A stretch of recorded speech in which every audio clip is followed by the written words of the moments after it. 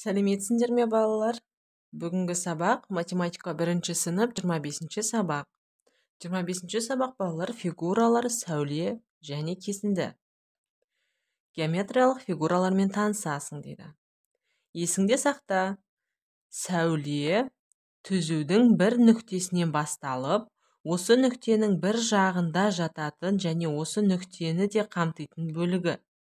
Яғни сәуле дегеніміз балалар бір нүктеден басталады екен. Мысалы, мына нүкте болса, осыдан басталған осындай сызықты немесе фигураны сәуле деп айтады екенбіз.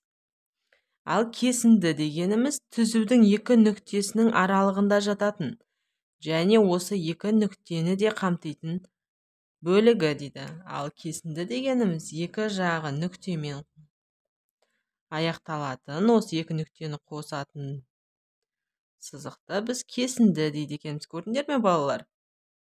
Сәуле мен кесінді сендерге түсінікті болды ма? Бірінші тапсырма дейді. Қағаз бен қарындаш ал, қағаз бетіне нүкте қой, сәуле жүргіз. Екі нүкте қой, түзу сызық арқылы қос дейді.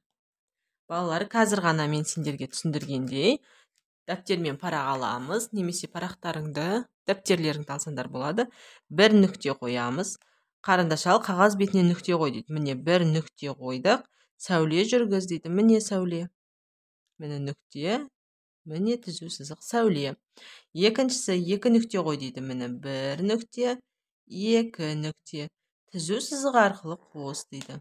Міне балалар, түзу сызық арқылы қостық. Сонда бізде қандай не шықты? Бұл кесінді. Түсіндіңдер ме, балалар?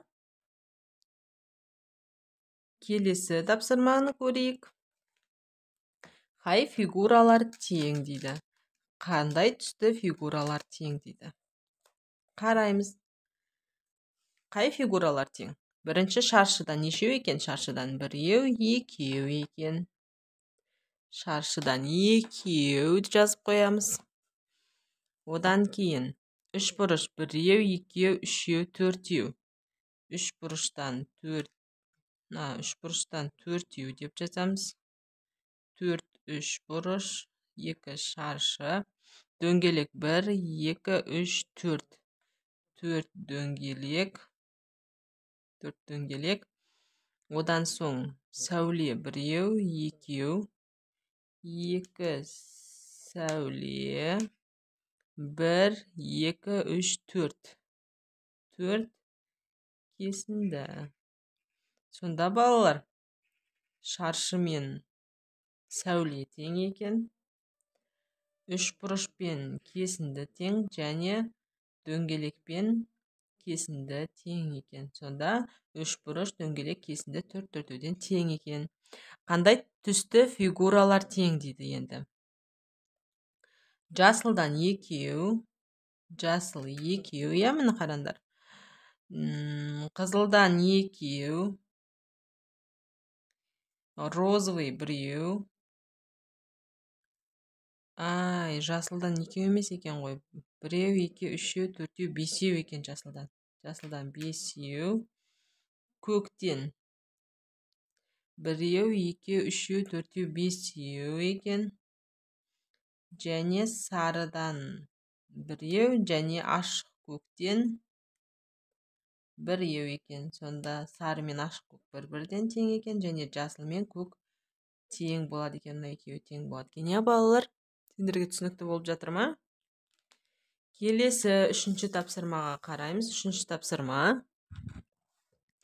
Әр қатардағы фигуралар қандай белгісі бойынша жинақталған? Белгілердің бірі бойынша 4 геометриялық фигура сал дейді. Енді балалар қараймыз. Бірінші пішіні бойынша, түсі бойынша, өлшемі бойынша дейді. Енді балалар, бірінші пішіні бойынша жинайық, балалар. Пішіні бойынша қараймыз.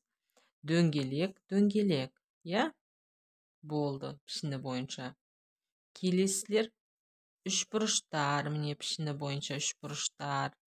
Одан соң шаршылар. Енді түс бойынша болса, міне көк түсті, я, міне қараңдар, мынаның барлығы көк түсті. Одан кейін жасыл 1, 2, 3, 4 екен. Қызыл 1, 2, 3 екен. Және сары 2 екен. Өлшемі бойынша болса балалар, мысалы үшін мыналар кішкентай ғой өлшемдері бірдей. Иә?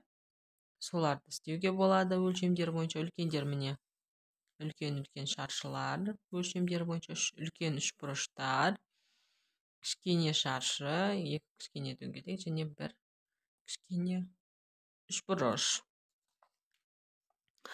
4-ші тапсырмаға қараймыз. 4-ші тапсырма қосуға 2 мысал және азайтуға 2 мысал құрастыр дейді балалар.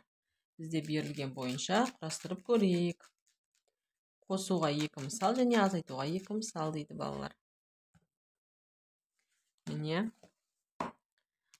Қосуға 2 мысал болса, бірінші көрсетілген суретте 5 қосылған 2 тең болады 7. Келесі суретті де қосуға мысал ала салайық. 2 тең болады 6. Үшінші суретте 3 қосылған 1 тең болады 4. Енді азайтуға мысал келтірейік. 7 азайтылған 2 тең болады 5.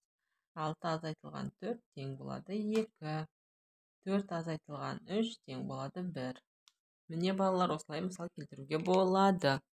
Бүгінгі сабақ сендерге түсінікті болды ма? Сабақ түсінікті болса, лайк басып, комментарий жазуды ұмытпаңдар. Сау болыңдар.